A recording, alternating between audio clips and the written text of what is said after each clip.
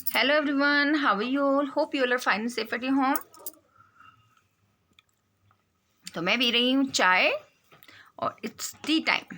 तो आप सब भी शाम के टाइम थोड़े बहुत कुछ लेते होंगे, स्नैक्स एंड चाय।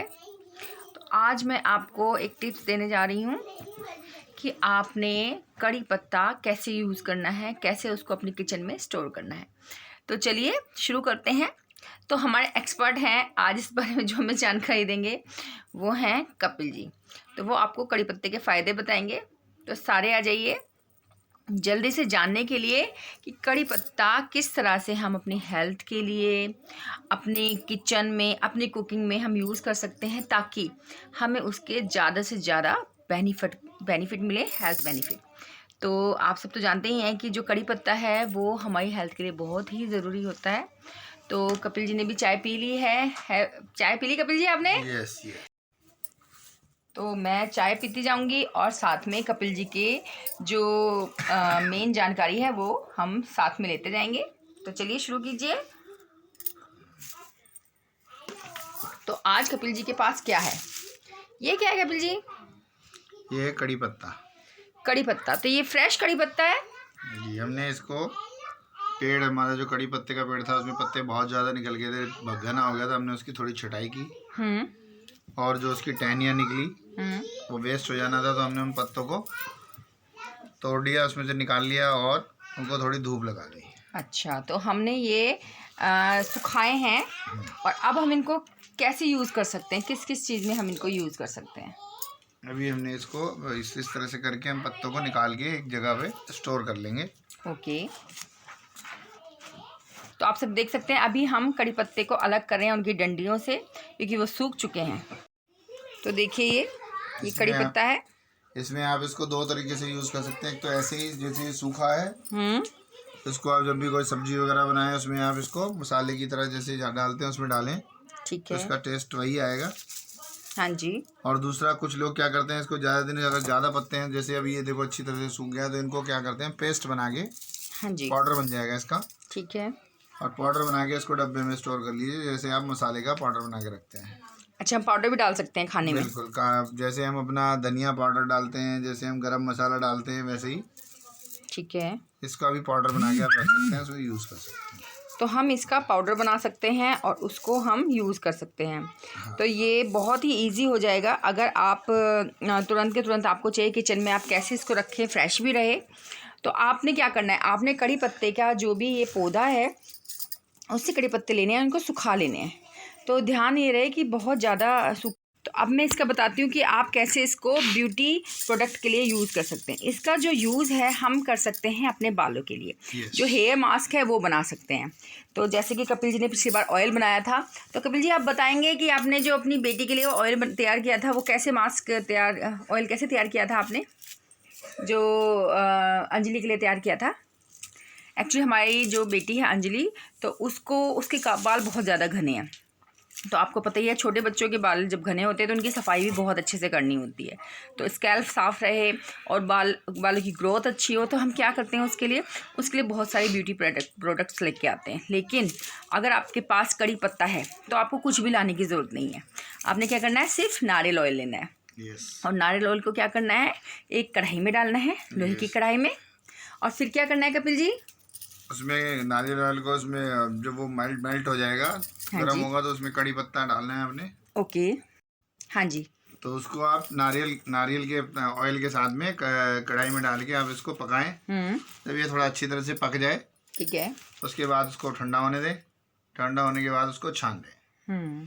छान के आप उसको स्टोर कर लें।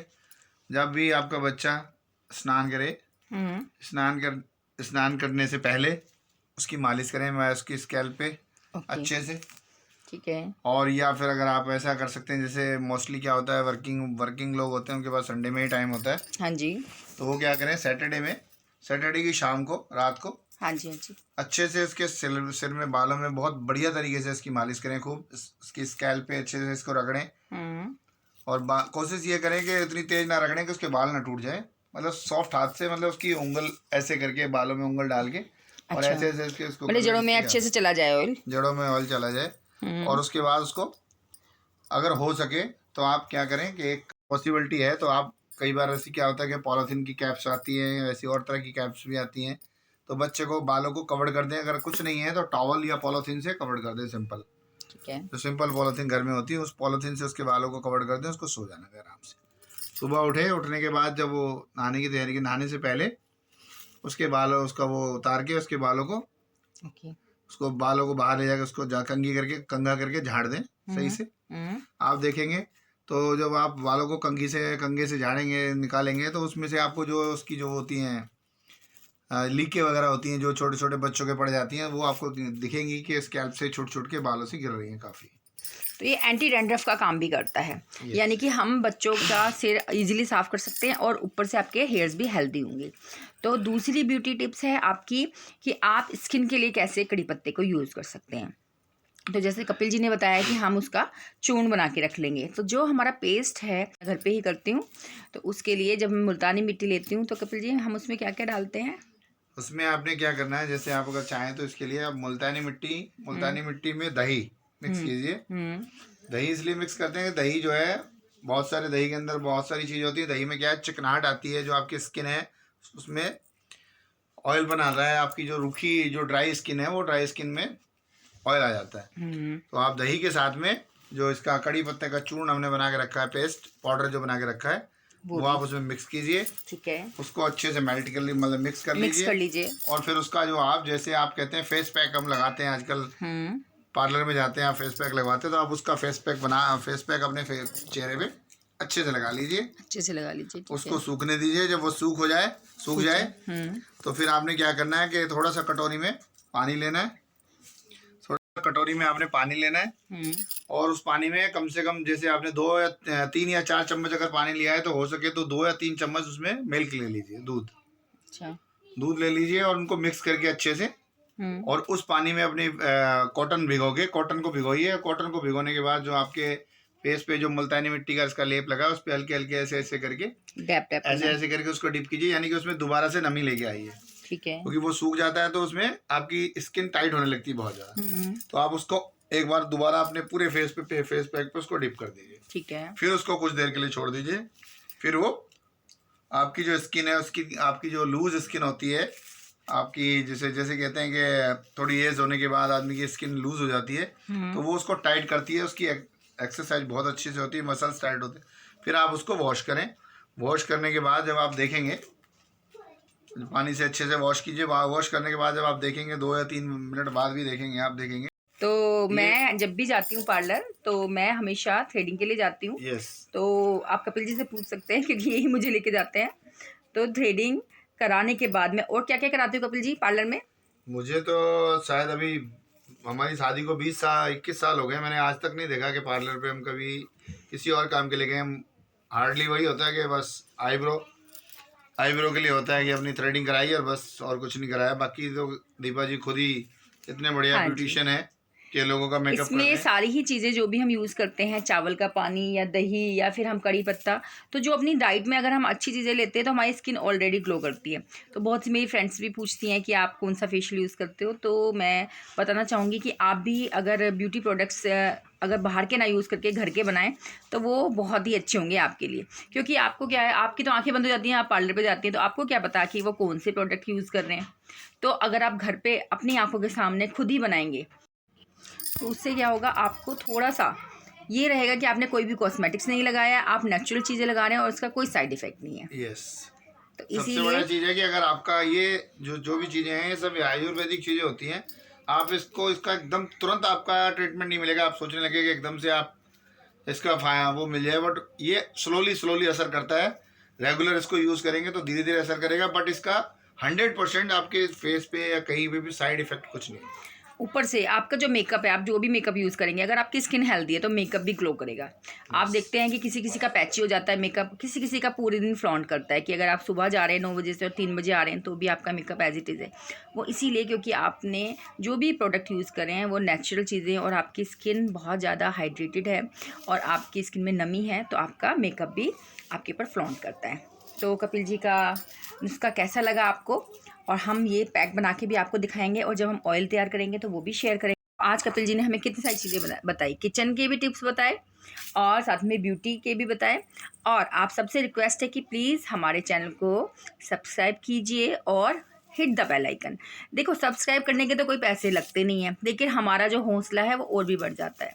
उससे क्या होता है, हमें लगता है कि आपके लिए और भी ज़्यादा और भी अच्छी अच्छी वीडियोस बनाएं। जितनी भी इंफॉर्मेशन हम आपको शेयर कर सकते हैं अपने बारे में, अपनी लाइफस्टाइल के बारे में, या फिर कैसे आप कम में अच्छी चीज़ें ले सकते हैं। मतलब कि आपको ये ज़रूरी नहीं है कि आप 10,000 रुपये जाएँ और पार्लर पे लगा के आएँ। नहीं, आप घर में जो भी नेचुरल है आपके पास, आप उससे भी ब्यूटीफुल दिख सकते हैं। मैंने आपको मेकअप भी शेयर किया हुआ है कि मेकअप कैसे आप सिंपल चीज़ों से अपने मेकअप को इन्हेंस कर सकते हैं।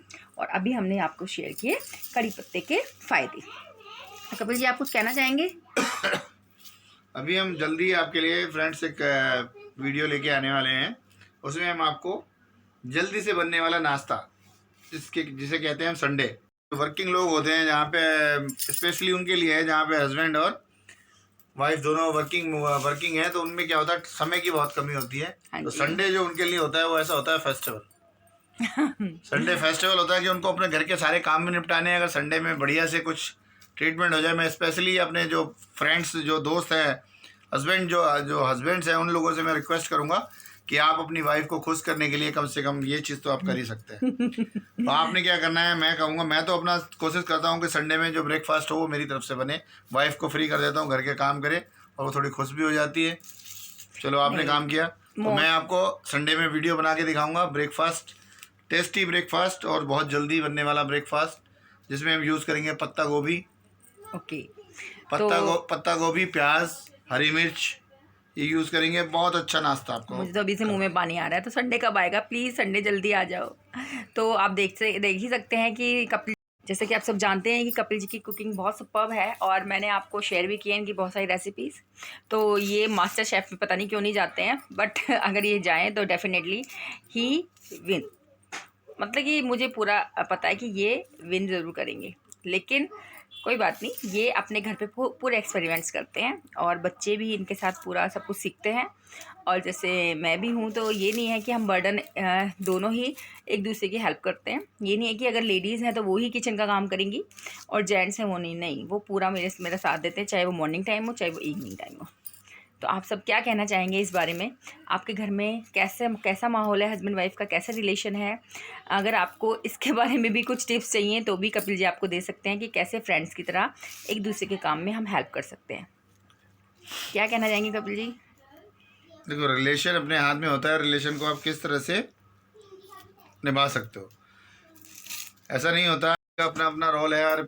जो फैमिली मेम्बर जो होते हैं, जो दो पार्टनर हैं, वाइफ एंड हस्बैंड, दोनों का अपना अपना रोल है, अपनी अपनी रिस्पॉन्सिबिलिटी है। ऐसा नहीं है कि हस्बैंड ही सारा काम करते हैं। मोस्टली आप चेक करके देखिए। आप कोशिश करना अपने घर में किसी दिन अकेले में बैठ के सोचना कि अगर आपकी वाइफ 10 दिन के लिए मायके चली जाए तो आपके घर की क्या हालत होगी। तो आप ये सोचिए, हम लोग ऑफिस में काम करते हैं और वाइफ घर पे काम करती हैं। चलो, मेरी वाइफ तो वर्किंग है, मैं तो उनके लिए भी बात कर रहा हूँ। लेकिन जो हाउस वाइफ है वो भी वर्किंग है, बिकॉज़ वो 24 आवर्स काम करती हैं। मैं उनके लिए बात कर रहा हूँ जो हाउस वाइफ है। मे भी आप ये मत सोचिए कि वो हाउस वाइफ है। वो इतना काम करती हैं कि आपको सुबह तैयार करना, आपके बच्चों को तैयार करना और उनको अपना नहा धो के पूजा करना। जब तक उनका खाने का टाइम आता है तब तक आपके लंच की तैयारी शुरू हो जाती है। आपके बच्चों के आने, लंच तैयार हुआ, आपको लंच करवाया, आपको ऑफिस भेज दिया। उसके बाद जब वो सोचते हैं चलो अब कुछ खा लिया जाए, तो उसके बाद उनके बच्चों के स्कूल से आने का टाइम हो जाता है। बच्चे आ गए, बच्चों को दोबारा से लंच कराया, होता है कपड़े सूख गए, कपड़े उतार के कपड़ों को प्रेस करना, बच्चों की सुबह ड्रेस प्रेस करनी है, बच्चों ने स्कूल जाना है, शाम के खाने की सब्जियां काट के रखनी, तैयारी करना। उसके बाद क्या होता है, करते करते करते करते 6 बज जाते हैं। फिर पता चलता है हस्बैंड आने वाले होंगे, चाय बनाने रख देती हैं। चाय बन के टेबल पे इतने में हस्बैंड आ जाते हैं। हस्बैंड के आते ही दोनों एक साथ चाय पीना शुरू करते हैं। तो हस्बैंड कहते हैं यार आज मैं ज़रा थक गया हूँ, थोड़ा जल्दी खाना बनाना और मैं खाना खा के सोऊंगा। तो बेचारी वो अपना चाय पीना भी भूल जाती है और खाने में जुड़ जाती है। थोड़ी देर में टीवी देखते हैं, हस्बैंड टीवी देख रहे होते हैं। खाना बनाने के बाद खाना बन के आता है, खाना खाया, हस्बैंड अपना कंबल ओढ़ा और सो गए। बच्चे भी अपना होमवर्क किया, खाना खाया, सो गए। वाइफ को फिर किचन में जाके अपने बर्तन साफ़ करना, ये करना, किचन की सफाई करना। रात के 11 बज जाते हैं, 11 बजे बेचारी खाना खाने बैठती है तो शायद 1 या 2 चपाती खाई और पूरे दिन का शेड्यूल मैंने आपको बता दिया। तो ये है हाउस वाइफ। तो आपको ये सोच के देखना है कि हाउस वाइफ नहीं है। हाउस वाइफ इतना काम करती है कि शायद एक अपने ऑफिस में हम काम करते हैं, हमारे से 1.5 गुना ज़्यादा हाउस वाइफ काम करती हैं, तो इसलिए उनको भी रेस्पेक्ट की जरूरत है, उनको इज्जत दें, उनको प्यार दें, उनका साथ दें। तो कपिल जी मैं पूछना चाहती हूँ, क्या हाउस वाइफ को भी सैलरी दी जानी चाहिए? बिल्कुल दी जानी चाहिए। तो अगर हम आपसे पूछे कि एक हाउस वाइफ की कितनी सैलरी बनती है, तो आप क्या सजेस्ट करेंगे? एक हाउस वाइफ की सैलरी उतनी बनती है जितना हम महीने में कमाते हैं, वो कम से कम 10 दिन में उतना काम कर लेती है। उसकी 10 दिन की सैलरी उतनी होनी चाहिए जितनी हमारी पूरे महीने की सैलरी। बिल्कुल, तो इस बात के लिए क्लैपिंग। तो जो भी हाउसवाइफ हैं उनको ये ना कहें कि आप कहीं काम नहीं करते, क्योंकि उनका फुल टाइम जॉब है, और जो वर्किंग में है वो तो फिर फुल का भी डबल है। और एक चीज़ और मैं बताना चाहूँगा दोस्तों, आप सोच रहे होंगे कि हाउस वाइफ किसी की हाउस वाइफ, कुछ लोगों की पढ़ी लिखी वाइफ हैं, कुछ लोगों की थोड़ी कम पढ़ी लिखी हैं, तो वो सोचे उसकी सैलरी हमसे 1.5 गुना कैसे हो सकती है।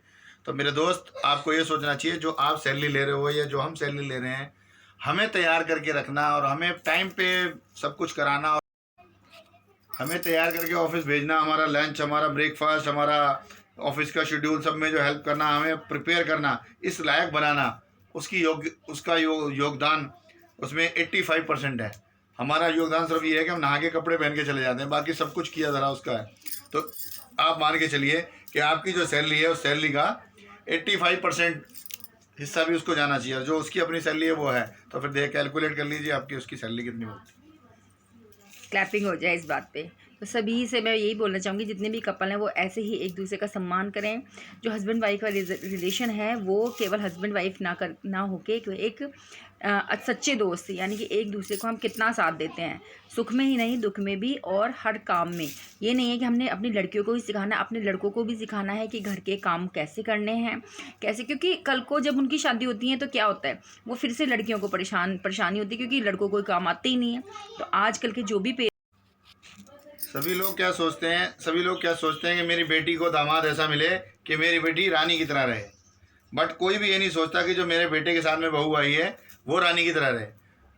मैं तो ये कहता हूँ, आपको रानी की तरह नहीं, उसको राजकुमारी, जैसे ही आपने अपनी बेटी को रखा वैसे ही आपको उसको राजकुमारी की तरह रखना चाहिए। जब आप अपने किसी दूसरे की बेटी को अपने घर में राजकुमारी की तरह रख सकते हैं, तो 100% है कि आपकी बेटी भी किसी घर में रानी की तरह जरूर रहेगी।